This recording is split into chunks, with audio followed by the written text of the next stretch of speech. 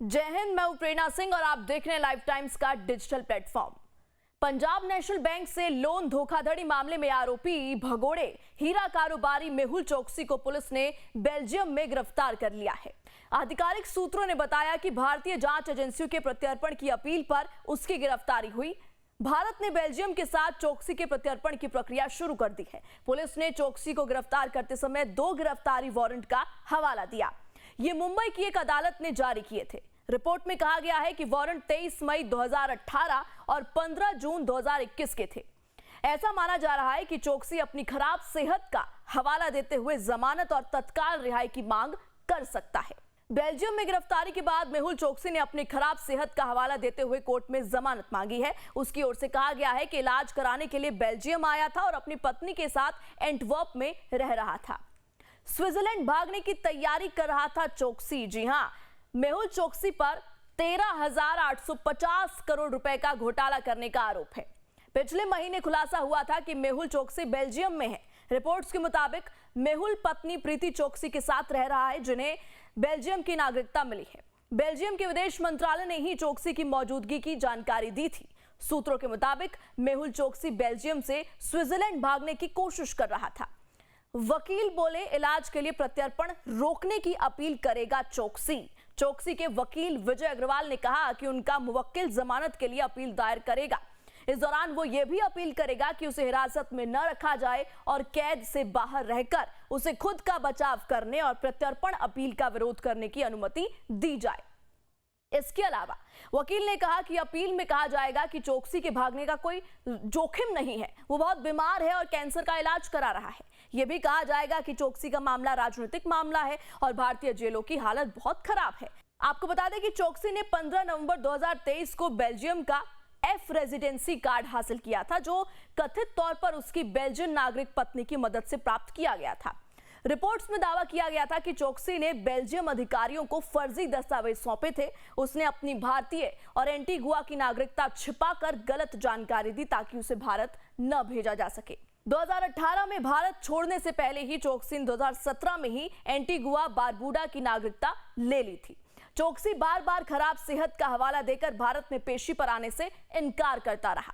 कभी कभी video conferencing के जरिए ही उसकी पेशी होती थी। भारत में उसकी कई संपत्तियां भी जब्त की जा चुकी हैं। चोकसी का भतीजा नीरव मोदी भी इस घोटाले में आरोपी है और लंदन में प्रत्यर्पण कार्यवाही का सामना कर रहा है। एंटीगुआ से डोमिनिका पहुंचा, जेल में 51 दिन रहा था। जी हां, चोकसी मई 2021 में एंटीगुआ से पड़ोसी देश डोमिनिका पहुंच गया था। यहां उसे अरेस्ट कर लिया गया। सीबीआई की एक टीम उसका प्रत्यर्पण कराने के लिए डोमिनिका पहुंची, लेकिन इसके पहले ही ब्रिटिश क्वीन की प्रीवी काउंसिल से उसे राहत मिल गई। बाद में उसे फिर एंटीगुआ के हवाले कर दिया गया। हालांकि डोमिनिका की जेल में मेहुल चोकसी को 51 दिन गुजारने पड़े थे। यहां उसने दलील दी थी कि वो एंटीगुआ जाकर वहां के एक न्यूरोलॉजिस्ट से ट्रीटमेंट कराना चाहता है। एंटीगुआ पहुंचने के कुछ दिन बाद डोमिनिका की अदालत ने चोकसी के खिलाफ दर्ज केस भी खारिज कर दिए।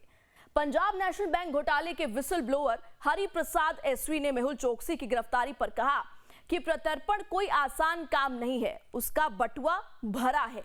वो यूरोप के सबसे अच्छे वकीलों को हायर करेगा, जैसा कि विजय माल्या कर रहा है।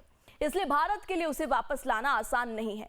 इसके अलावा हरि प्रसाद ने कहा कि चोकसी भले ही एंटीगुआ में पकड़ा गया था, लेकिन वो वहां से भागने में कामयाब रहा क्योंकि उसके पास वकीलों का एक बड़ा दल था। भारत सरकार के लिए इतना आसान नहीं होगा, हालांकि उन्हें उम्मीद है कि इस बार सरकार सफल होगी। अब आपको बताते हैं मेहुल चोकसी केस की पूरी टाइमलाइन, पूरा मामला क्या है, कब से इसकी शुरुआत होती है। जनवरी 2018 चोकसी ने एंटीगुआ और बारबुडा की नागरिकता हासिल की, इससे पहले कि पंजाब नेशनल बैंक घोटाला सामने आए। जनवरी 2018 में चोकसी और उसका भतीजा नीरव मोदी 4 जनवरी को भारत से भाग गया। इसके बाद 30 जनवरी को पीएनबी ने चोकसी और नीरव मोदी के खिलाफ 13,500 करोड़ रुपए की धोखाधड़ी का केस दर्ज किया। जनवरी 2018 केस सीबीआई के पास पहुंचा। सीबीआई ने केस दर्ज कर लिया और जांच शुरू की। चोकसी पर लेटर ऑफ अंडरटेकिंग यानी LOU का दुरुपयोग कर घोटाला करने का आरोप लगा। इसके बाद फरवरी 2018 पीएनबी अपनी जांच पूरी करके बॉम्बे स्टॉक एक्सचेंज पहुंचा। वहां बैंक ने 11,380 रुपए के अनधिकृत लेन देन पाए। फरवरी 2018 ईडी ने केस दर्ज किया। 23 फरवरी को रीजनल पासपोर्ट ऑफिसर ने चोकसी का पासपोर्ट रद्द किया। मई 2018 चोकसी एंटीगुआ में रहने लगा। ईडी ने उसके खिलाफ मनी लॉन्ड्रिंग का केस दर्ज किया और उसकी संपत्ति जब्त करने की प्रक्रिया शुरू की। अप्रैल 2018 2 महीने की जांच के भीतर घोटाला 13,850 करोड़ रुपए तक पहुंच गया। मई 2021 चोकसी एंटीगुआ से लापता हुआ और बाद में डोमिनिका में अवैध प्रवेश के आरोप में गिरफ्तार हुआ। उसने आरोप लगाया कि उसका अपहरण किया गया। इसके बाद जून 2021 डोमिनिका हाई कोर्ट ने चोकसी को खराब सेहत के आधार पर जमानत दी और उसे इलाज के लिए एंटीगुआ जाने की इजाजत दी। भारत का प्रत्यर्पण प्रयास विफल रहा। इसके बाद मार्च 2023 इंटरपोल ने चोकसी के खिलाफ रेड कॉर्नर नोटिस हटा लिया, जिससे भारत की प्रत्यर्पण प्रक्रिया कमजोर हुई। चोकसी ने इसे राजनीतिक साजिश बताया।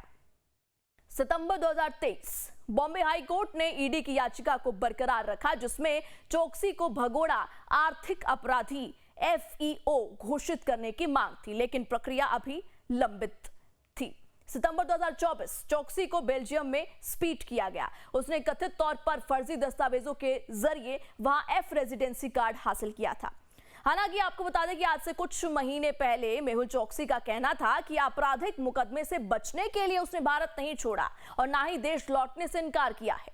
चोकसी ने कहा कि भारतीय अधिकारियों ने उसका पासपोर्ट सस्पेंड कर दिया है, इसलिए वो भारत नहीं लौट पा रहा है।